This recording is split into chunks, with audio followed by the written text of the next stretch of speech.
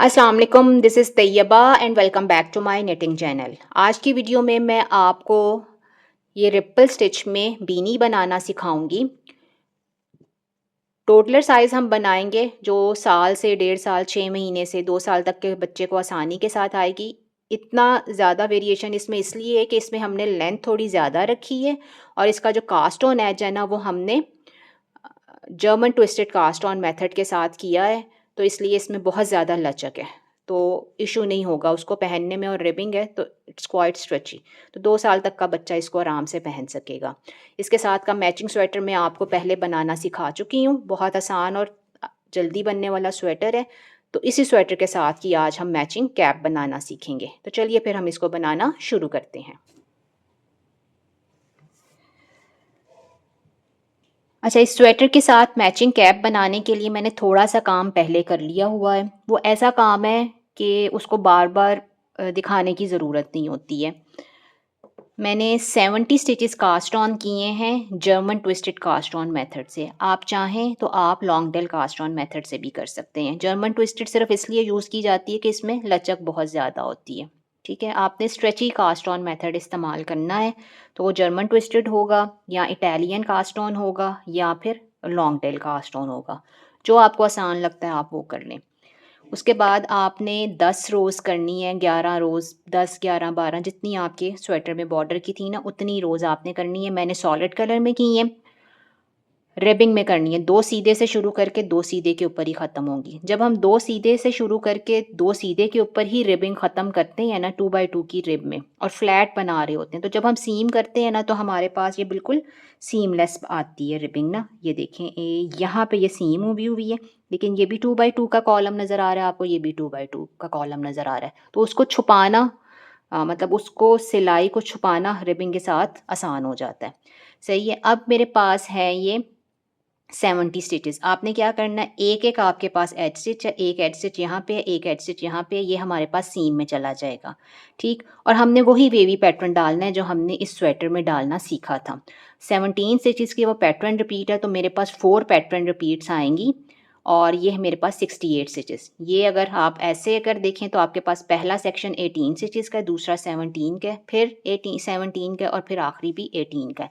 अब आपने काम वही करना है जो हमने वेवी पैटर्न का बनाते हुए किया था। एक दफ़ा मैं आपको दिखा देती हूँ। 6 रोज़ का पैटर्न रिपीट है ये पहली।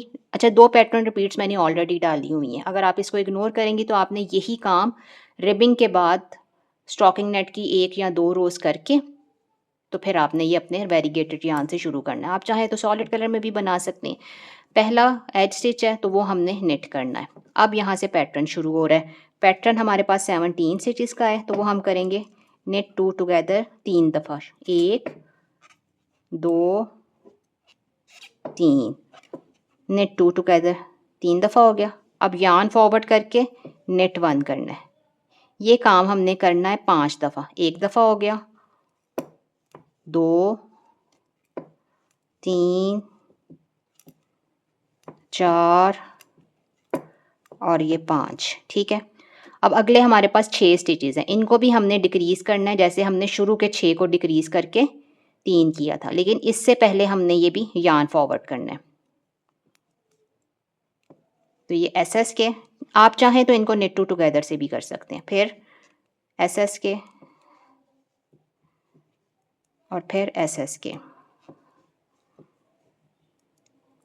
तो ये हमारे पास पैटर्न रिपीट कंप्लीट हो गई। फिर से देख लें, knit 2 together, knit 2 together, knit 2 together, yarn forward, knit 1, yarn forward, knit 1, yarn forward, knit 1 3 दफ़ा, yarn forward, knit 1 4 दफ़ा, yarn forward, knit 1 5 दफ़ा और yarn forward। ठीक है, अब ये देखें 1 2 3 4 5 है, इन 6 को फिर 3 करना है एस एस के से।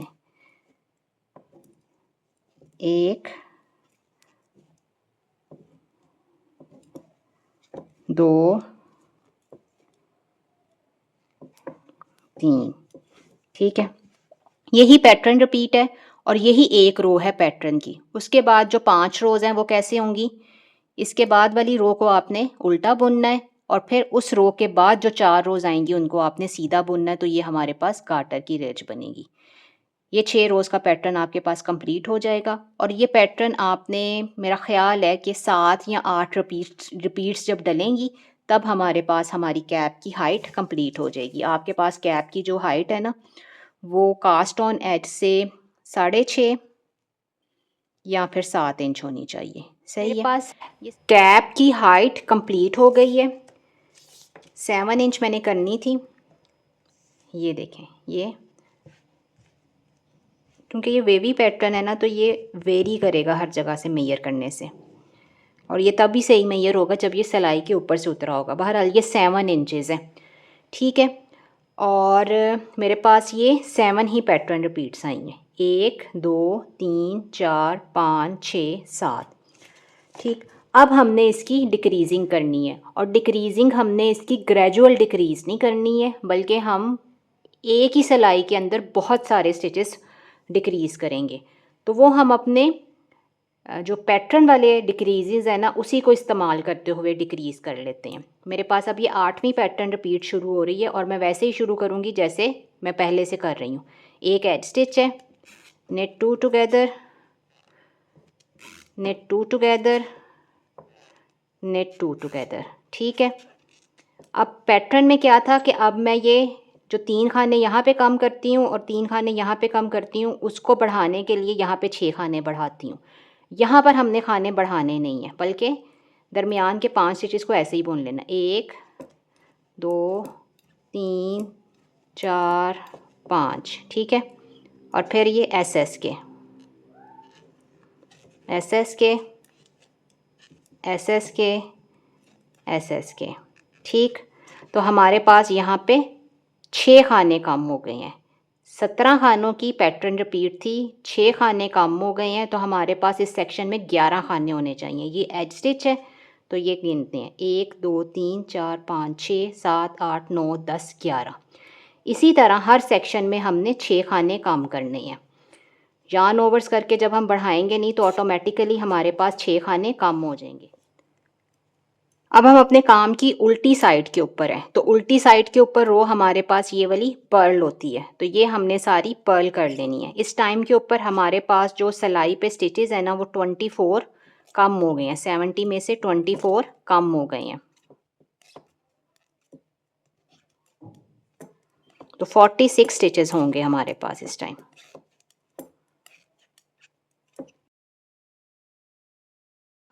अब हमने इन सारे स्टिचेस को ना जोटा लगाना है। 43 है ना, अब दो दो का दो दो को एक, दो को एक करके हमने इसको नंबर ऑफ स्टिचेस का जो काउंट होगा वो आधा कर लेना है, तो हमारे पास 23 बन जाएगा।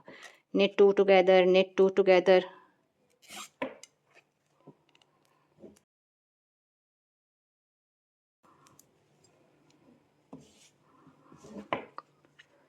अब ये सारी रो उल्टी साइड की नेट कर लेनी है, क्योंकि हमारे पास पैटर्न में ये गाटर की रेजेस है ना, तो ये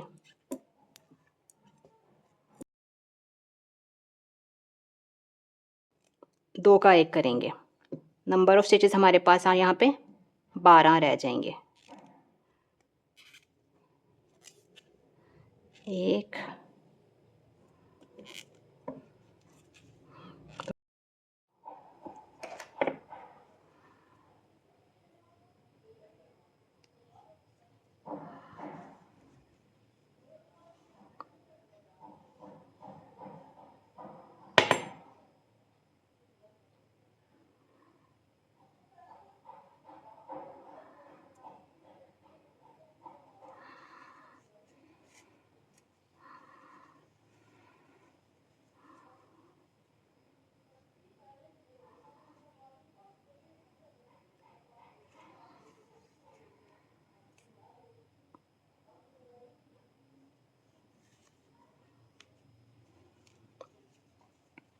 अब इसको सीम कर लेना है।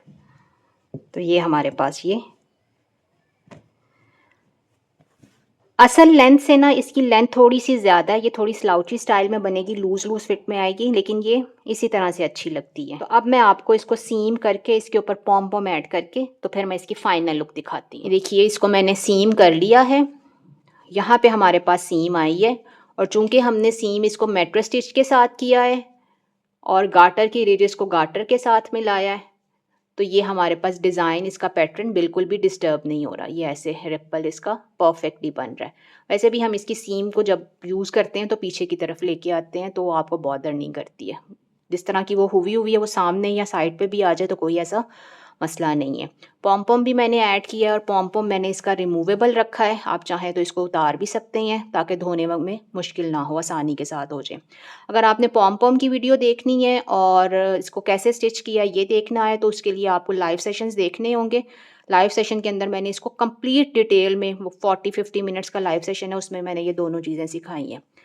तो मुझे उम्मीद है कि आपको ये प्रोजेक्ट पसंद आया होगा और आप इसको ज़रूर बनाएँगे। अगर आप इसको बनाएँ तो अपने प्रोजेक्ट की वीडियो या फिर पिक्चर मेरे साथ इंस्टाग्राम पे ज़रूर शेयर कीजिएगा। नेक्स्ट वीडियो तक अल्लाह हाफ़िज़।